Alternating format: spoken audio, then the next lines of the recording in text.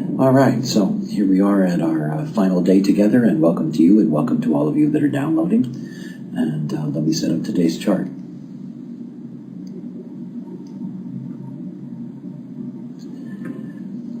It seems to have been a theme for us in this particular clinic, and we are in our third week. Obviously, there's been a lot of projectors, and it's always interesting to realize how important it is for projectors to be able to study and to be able to get the information they need in order to be able to master their process. By the way, if you hear a buzzing sound in the background, nothing I can do about that. There's some work going on in my building. So here we are with this particular design, and you can see that in your design, what we're looking at is a single definition. That is this definition that is running from the throat center and going down to the splenic system. It's one of the things to keep in mind about what it is to have a simple single definition, that is only two centers connected to each other. There's an enormous amount of vulnerability. We saw that vulnerability yesterday in looking at a simple definition and in a projector and 7 centers that are open.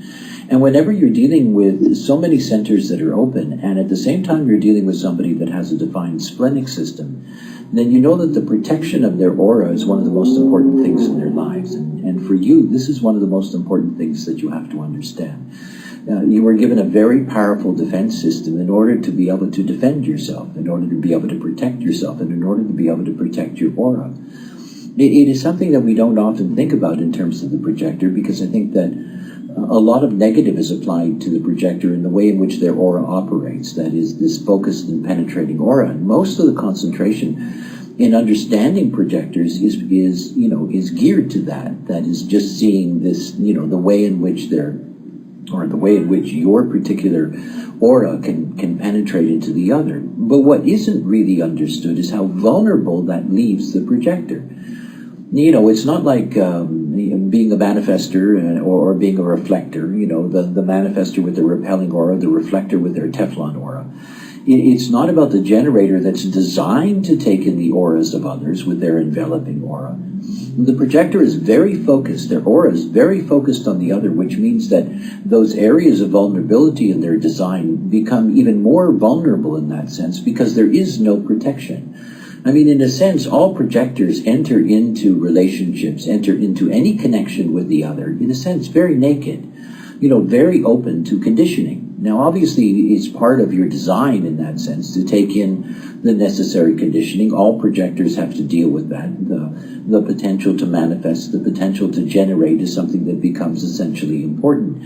And of course, you can see in your design that the real themes for you, the main themes for you, is themes that give you manifesting energy. That is the 58th gate, the other end of the 18th gate, the 28th gate, the other end of the 38th gate, bringing what is a very active root system of yours into connection with your spleen, and of course driving all of this energy up to the throat. I mean, there is the 34th gate, that is obviously a gate that is open to the generative connection. But the real theme lies mostly in the 58 and the 38 because of the logic and individuality that is there in your particular design.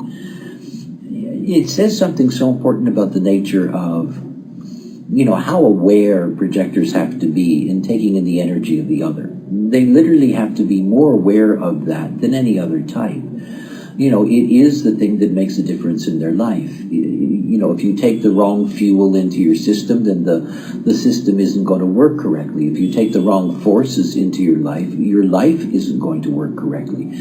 And it's not just an easy thing of just pushing somebody away and thinking that you're done with it. The fact is that projectors, because of the vulnerability of their design, when they do take energy into their system, it is really an effort to clean that out. You notice in my discussions in regards to all of the designs of the projectors that I've looked at, how important it is not to be exhausted, how important it is to sleep in your own aura, how important it is to give yourself an opportunity to be able to clean out what you collect during the course of the day in terms of the energies that you take into your system.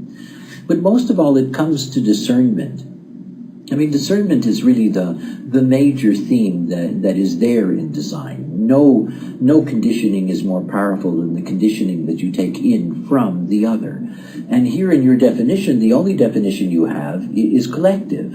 In other words, you really are designed to share with the other. And it means that sharing is something that, you have to be so careful about in terms of discerning who are the correct forces, that have the privilege in that sense of being able to integrate into your system. The other thing is that all single definitions are, have to deal with the power of the not-self as it operates through open centers. And obviously, you have 7 open centers, and each and every one of them are aspects of your not-self mind. And it begins with the open G. That is, it begins with a real grasp of how essential it is for you to be in the right place. As a matter of fact, when you look at your open G and you see that the only gate that's there is the 7th gate, the only way that you really find your role is when you're in the right place. This is where you really get to fulfill the potential that is inherent, in your particular cross. And of course, the cross itself is so interesting because it's one of those names that, when people look at it, they don't quite know what to make of it. You came in on the left angle cross of upheaval. And, you're really here to turn around the lives of those that you connect to. Again, as a projector, your role in this life, that is the role that's inherent in being a projector, is that you're here to provide guidance. And obviously having the channel 1648, which is the channel of talent, it means that there is an inherent talent in you to be able to provide that guidance to others. Yet at the same time, you have to be very careful about that.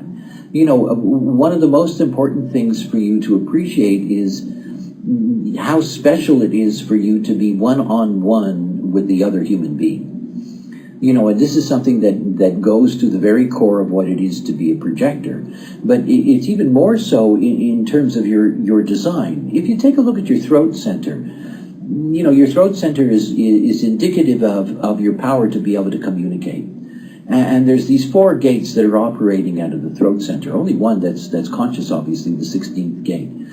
But if I were to simplify this into keynote language, basically, you have to, the 45, with skills, the 16, make your contribution, the 8, by explaining things. I mean, this fundamentally is who you are. To skillfully, because this is what you have to do, to skillfully make your contribution by explaining things. But in explaining things, it doesn't mean that you have to be permanently connected to the other, nor does it mean that you have to be subservient to any kind of group configuration. So very often collective beings with collective definition, get caught up in group situations, where they feel like, they're able to share, and yet at the same time, they may not really be what is correct for them. I mean, after all, the real group circuitry in design is tribal. I mean, it's tribal.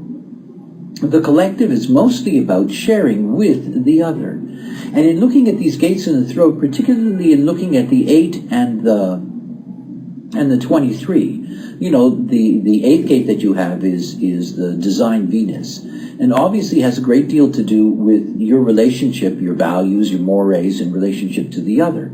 Now again, this is one of those lines that can be misunderstood, because of its heading, the phony.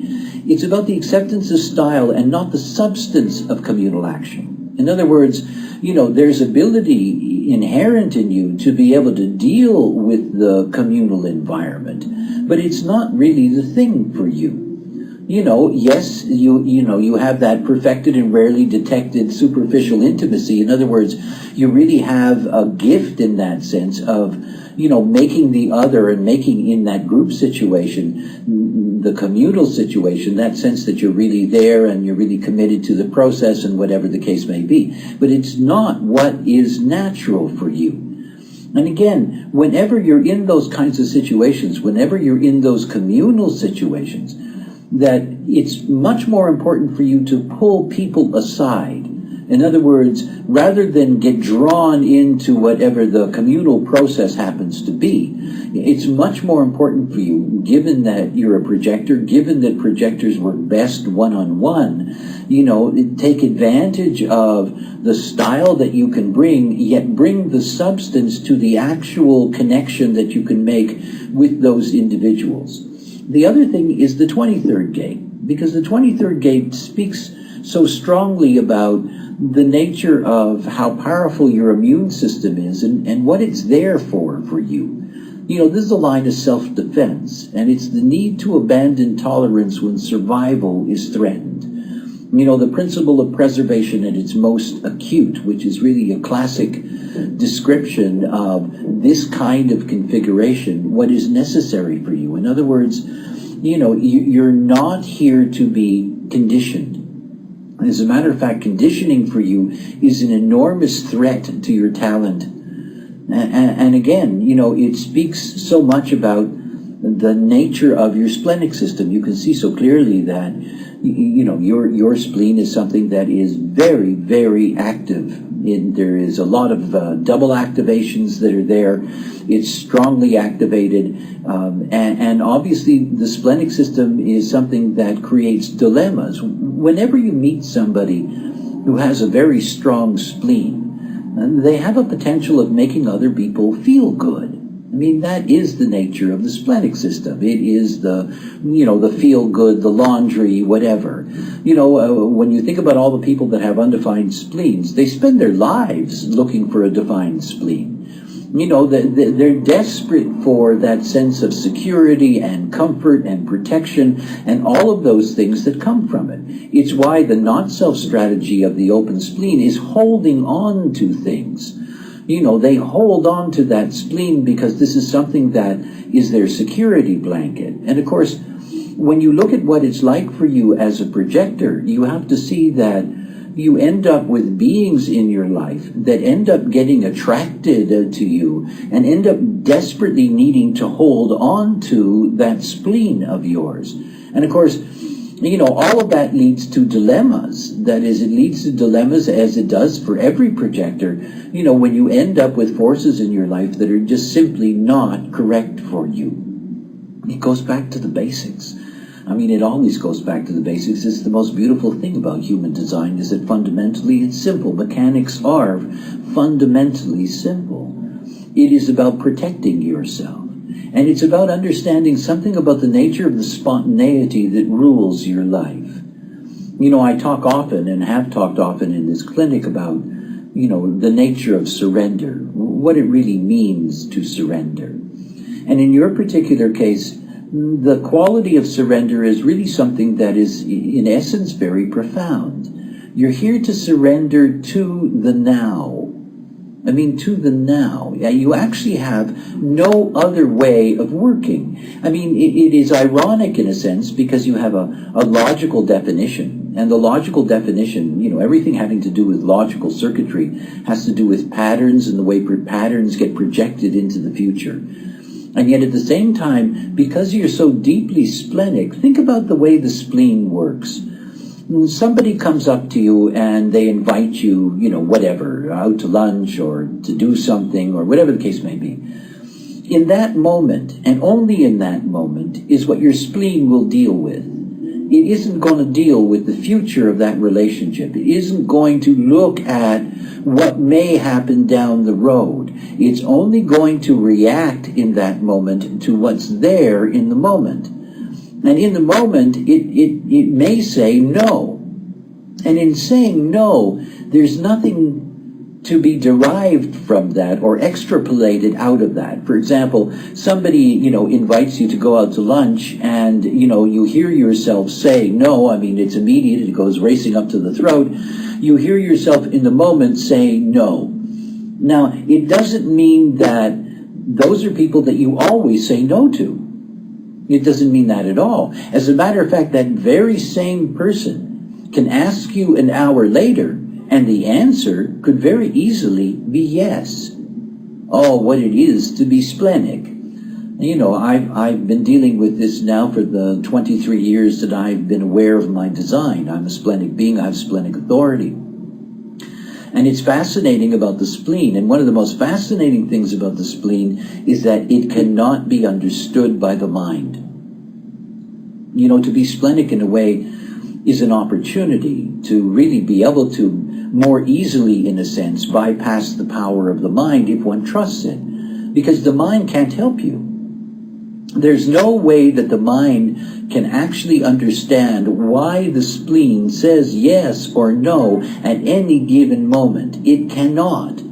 As a matter of fact, most beings who are splenic, who are unaware of their nature, they're constantly making things up in their mind. You know, that no comes out and their mind is saying, we're saying no because. We're saying no because of this, we're saying no because of that, and you know, they make up all of this stuff about why they're saying no. And none of it is even close to the truth, because the spleen doesn't operate conceptually. You know, it's not dealing with the world in the same way. In essence, what it's really saying is, when it says no, it's saying, in the moment, this is unhealthy. That's all it's saying. It isn't saying anything else. It's saying, in the moment, this is unhealthy. And it's not saying what it's unhealthy for. You know, it's not saying that, you know, where you're going to go to lunch, there's going to be somebody sitting beside you that has a flu. Or, you know, it's not saying that you're going to have an accident, or it's going to be this, or it's going to be that. It doesn't tell you what it is. It can't. It does not conceptualize. And it means that surrender for you is something that's very, very profound, because it's a surrender to immediacy. You know, it's a surrender to temporary truths, because that's what they are. They are temporary truths. Nothing more. Nothing more. Because they can change at any moment. You know, I can absolutely drive people crazy who are in my life, because they'll ask me something, and in the moment I'll say yes. And then 10 minutes later they say, are you ready? And I go, no. And I have no idea why I said yes. And I have no idea why I said no. All I know is that if I don't trust my spleen, I'm going to be one of those people sitting in the hospital that you go and meet, and the first thing they tell you is, I just knew it. You know? You're here to listen to your spleen in the moment, but you're not here to attach anything to that. Now, of course, one of the dilemmas of being a projector is that projectors, as they come into the world, are obviously deeply conditioned. And they're deeply conditioned by the forces around them. You have an undefined heart center, and the undefined heart center, you know, automatically leads to this, you know, I need to prove myself, I'm not really worthy. If somebody asks me to do something, I'm going to do it, because otherwise they're not going to like me, and all of the stuff that goes with that. The same thing is true for the open emotional system. You know, the open emotional system, in its avoidance of confrontation and truth, in that situation where the spleen is ready to say no, there is a conflict that arises with the not-self mind that says, what do you mean no? We can't afford to say no. You know, if we say no, they're going to be angry with us. We're going to have to deal with their energy. They're not going to think that we're nice or worthy, and, you know, all of those things. And you see, this is one of the most difficult things for anybody who enters into this knowledge to grasp. This is about you. It isn't about anybody else. It isn't. You know, if you're going to be loved in this life, you're going to have to be loved for who you are, the way you are. You know, there is no other way. The vast majority of human beings, in the relationships that they have in this life, that those relationships are always based on a competition over who can change the other in a way that they prefer. You know? Oh, if only you would do this, or if only you would be like that, or if only, you know, it's always the same thing. And again, you know, the integrity of what it is to be us, you know, to be unique, to be able to fulfill one's purpose on this plane, that nobody can do that for you. No one. You know, you can be helped in this life. I mean, you have your personality son in the 18:6. You know, it's a sweet-sounding line, Buddhahood, but it's really about being spoiled. It's about having mentors in life. It's about having the potential in your life to have those forces that really help you in that sense, get your footing on this plane. But at the same time, you have to see that whatever you're going to do yourself. You know, there is no other way to do it. And as a projector, you have to see that the only way that that can be fulfilled, and in many ways your advantage by being left angle, is that through discernment you get the correct allies in your process. Now, In going back up here to the profile, the thing about being a 6-2, all 6-line beings go through a tripartite life process. It's really very, very specific. That is, approximately the first 30 years, the Saturn cycle, you live out a personality of 3rd-line beings. Now, for the projector, that can really be a burden. It creates a lot of pessimism in the life. That is, you have 7 3rd lines in your design.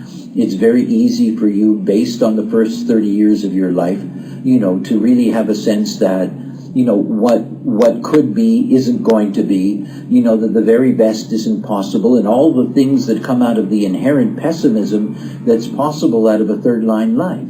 And yet, this is not who you are.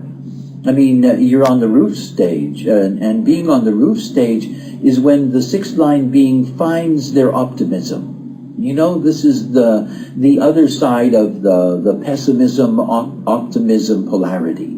It's to find that optimism. It's to begin to see clearly the nature of one's potential. It's also the time to flower materially in the life. I mean, from the Saturn return to the Chiron return, approximately 20 or 21 years, 22 years in the life, this is the time for the 6th-line being to establish themselves materially in the world. It's a time for them to distance themselves from the chaos of the first 30 years of their life. And of course, for you, this is something that, goes back to what I've been referring to throughout the week. That is the nature of the call.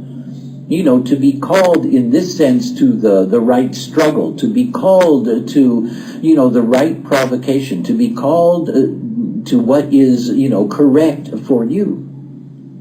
Being able to hear the call, this is the one of the most difficult things of all, is to hear the call. Most human beings who carry a 2nd line in their profile, they just don't get it. I mean, they don't. They're so busy in their personality consciousness trying to figure out, what they should do and what they shouldn't do, that they never have a chance to hear the call actually come to them. It's the same thing with the nature of invitation. I mentioned, I think it was yesterday, I mentioned the fact that, there are those that assume that, projectors only get invitations once in a while. But it's not the case. Important invitations, yes, that's true. The invitations to career, love, friendship, all of those major connections in this life. But the fact of the matter is that when the projector is truly in their process, what they get to see is that invitations are everywhere. I mean, they're everywhere. And it's just a matter of waiting for them to formally arise. And in the case of your design, because you're not emotional, because you are so strongly splenic, you don't have to wait when an invitation arrives. You're here to deal with it in the moment and to trust absolutely what your spleen tells you. And of course, in your case, because it's conscious, that is running from the 48 to the 16, it's going to consciously come out. In other words, you're going to hear it expressed. And the dilemma for you is not to get caught in your mind in trying to think of the things that you want to say, or could say, or might say, or should say in any given moment. The key for you is allow your spleen to speak. Because that's what you have. And you have a spleen that is deeply aware. You have very strong instinct in the 44, very strong intuition in the 57. All of that feeds into the 48. All of that feeds into your depth that gets to be expressed with skills in the throat. And it's what you say in the moment that matters. It's not what you think later. It's not what you prepare to say. As a matter of fact, that is the worst possible thing you can do, is to get into, preparing, to say things, because this is not what is correct for you. It's about what you say in the moment. It's about living in the moment. It doesn't mean that you can't have, some kind of general view that looks towards, the nature of your life and, where it can go and long-term commitments and all of these kinds of things that are possible.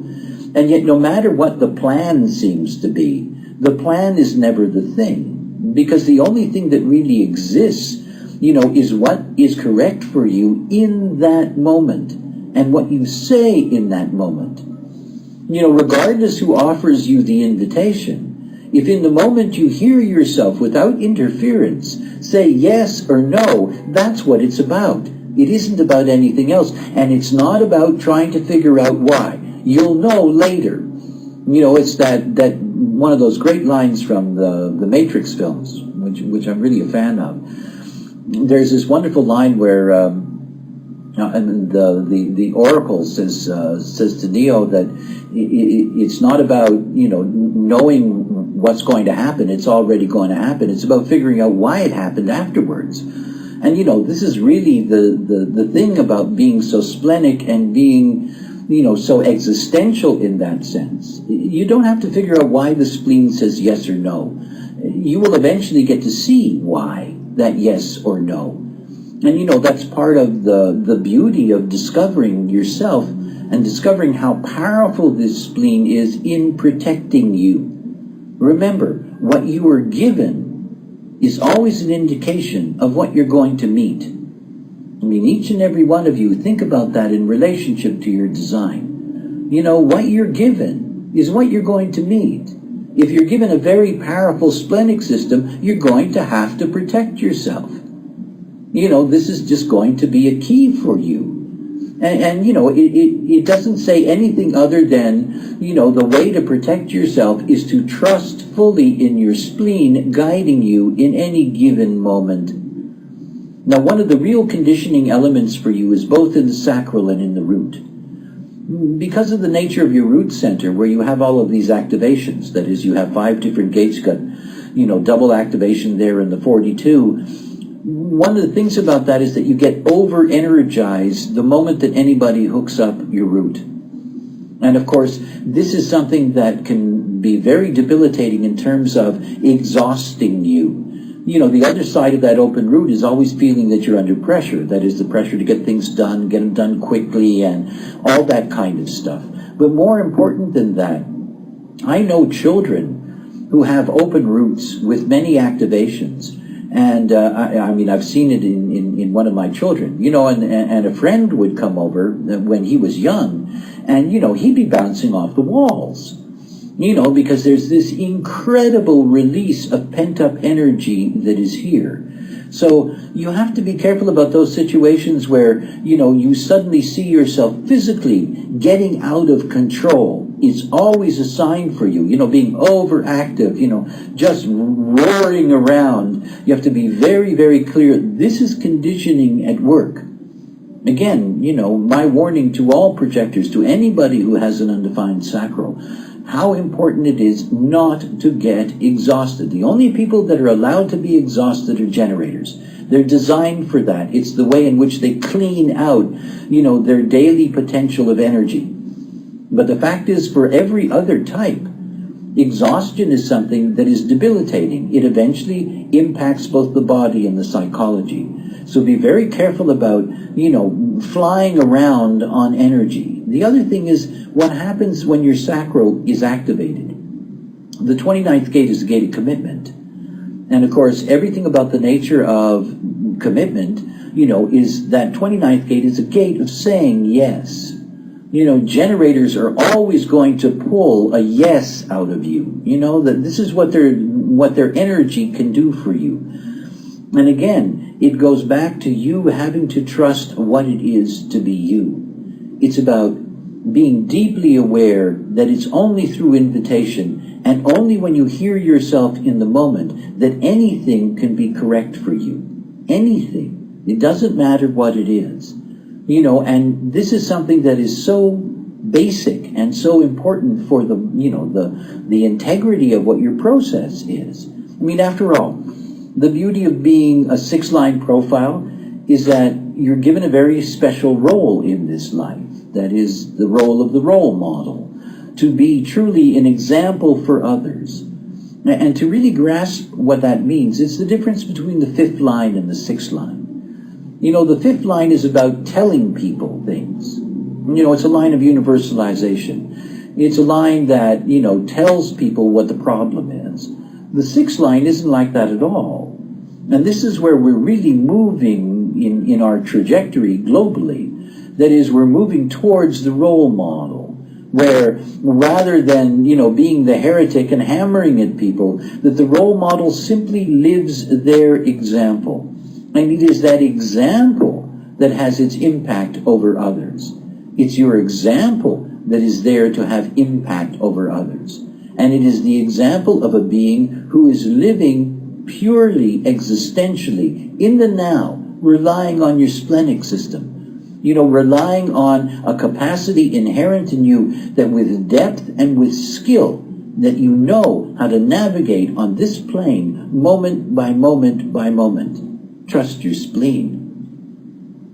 It is the most important thing for you in this life. Trust your spleen. All right.